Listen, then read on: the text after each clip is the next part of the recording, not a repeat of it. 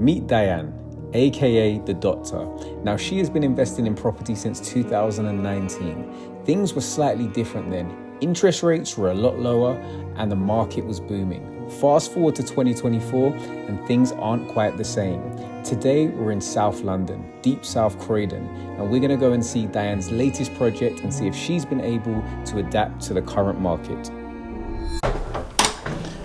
Hello, how are you? Hi guys, come in. Lovely to see you, Kazy. Welcome to flat 4. So work has started then?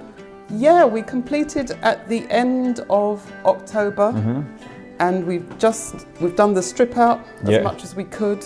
And yesterday we've just started first fix electrics. Oh, nice. So you've come to an active building site. I'd say watch your step. So in terms of your scope of works, talk to me about what you're going to do in the property. Right. So clearly it needs a refurb. I don't think anything's been really updated since the 80s probably. So we're doing a full rewire, upgrading the consumer unit and moving it to a better location.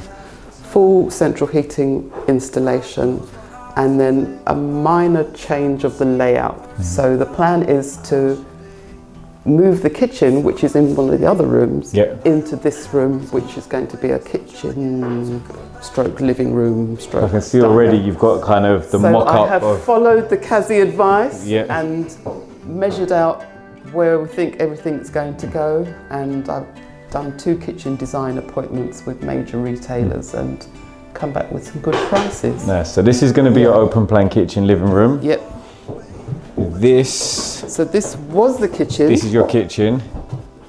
This is now going to be your second bedroom. So this is going to be shown as a second bedroom with a desk. Okay, so it could be a child's room. Yeah. Could be a study. Study. Yeah, it doesn't have a very good outlook for a study, so we'll have to make it nice just from looking in here. And you know, there's lots that needs patching and replacing. The window needs a complete replace because it's pulley. But you actually have to pull. Okay.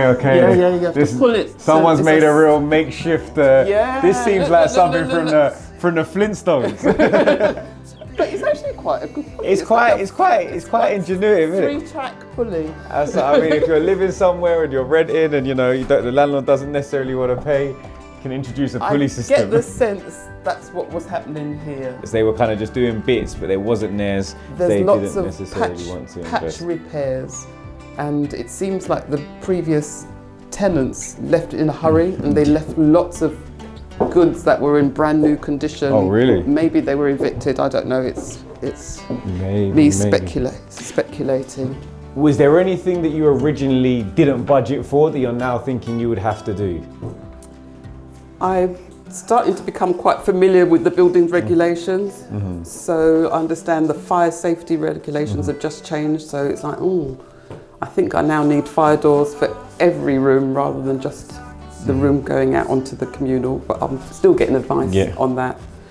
Noise insulation, already the poor guy down below has been suffering with the banging because he works nights and sleeps during the day.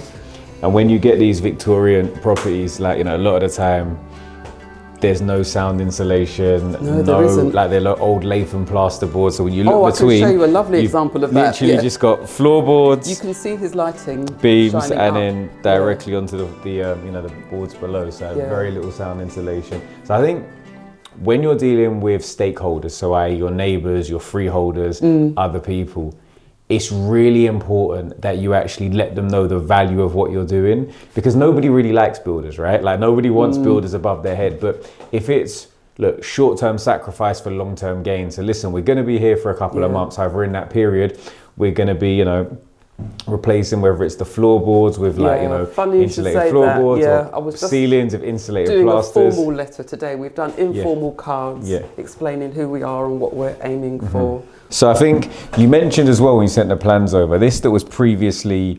It was marketed as a dressing room, which is like a room inside a room. Yeah, but I think you're going to get rid of this partition, is that right? Or you're going to retain it? No, we're going to put the door here. Yeah. And then create a utility room here. Okay, okay, fair. Yeah. Fair. Okay, so that's the utility room. So this partition will come down. So we've got bigger hallway. Hopefully we can put some storage behind. Nice. I've been doing property as a sort of side hustle since 2019. I work in the NHS, I'm a doctor, and I'm near the end of my career now, and I've always wanted to not just retire, but take on a second chapter to life. I think it's a very clear distinction, particularly when the market isn't as hot as it was at certain points in time. You know, you could very easily sort of invest in property and be a property developer just because you buy, prices go up and you happen to sell for more. But it's a lot more difficult when you have to be able to force the value up yourself, know where to spend money, where to save money. And, you know, we learn from mistakes, don't we? Yeah, 100%. So, and I'm sure I'm still learning and will always be a lifelong learner. All are, I believe. I think you learn a lot of your best lessons and learn them the fastest when it's a mistake. Like, you know, you learn through pain sometimes.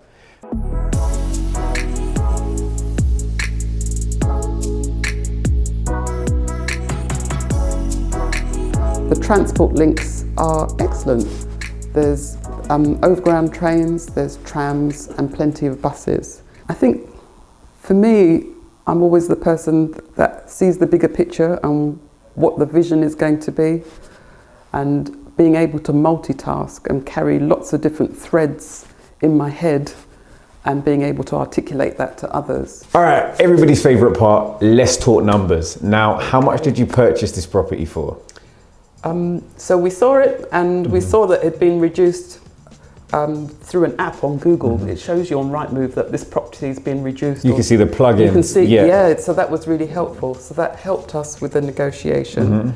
And then after it was valued, it was downvalued, so we renegotiated again. So what did you originally offer? 240. And what was it first on the market for, do you know? 270.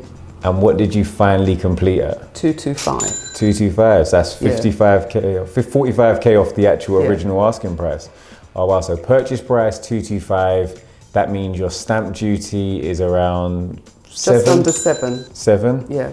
And then what about your cost of your works? Cost of our works, we're trying to keep it around 35k, but we've got a little contingency to go up to 40k. And then I guess you got legals and some other bits. The legals was 3k. Yeah, we had to do independent legal advice as well, so that was a bit unexpected. Yeah, that was an managed to get 1,500. Exactly that. Extra expenses, which is why we always need our contingency. Okay, so you're looking all in for about 275. And what do you hope to sell the property for? So there aren't many comparables around with the same sort of square footage. So some of the comparables I've seen up, say 320, 340. Agents have told us if we do it to a really, really high spec, we could aim for even higher, 370. So I'm being very conservative. I'm hoping to go for 320, which is decent. It's not a massive profit, but it's decent. Yeah, and I think sometimes, like it's not the issue of first deal, but getting back into wanting to do property almost on a more full-time basis, more hands-on. You could either go and spend tens of thousands of pounds on mentorship, or you could go and do a deal where, you know, worst case scenario, we break even, but we're going to make some money and you kind of actually get paid to learn, which I think is an amazing position to be in. Well, hopefully we're going to be back, hopefully even pre-summer, see how you've got on. Let us know in the comment section what you think this property is going to sell for. So we're in South Norwood, SE25, 2-bedroom, access to a communal garden, Victorian conversion. Let us know what you think, and we're going to be back next time with another development tour to see how you actually got on. Oh, thanks, Kazy.